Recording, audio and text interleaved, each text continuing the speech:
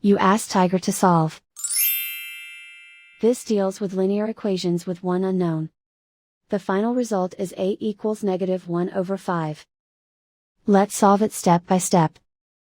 Group all constants on the right side of the equation.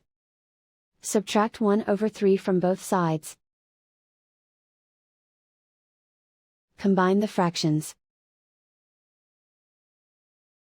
Combine the numerators.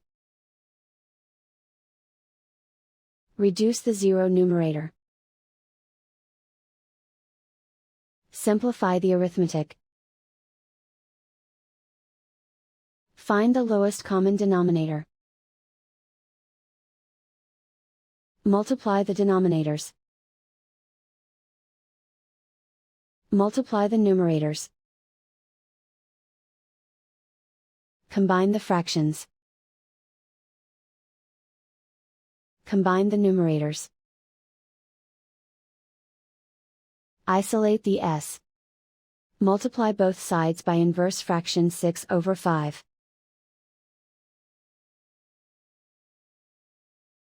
Group like terms. Multiply the coefficients. Simplify the fraction. Multiply the fractions.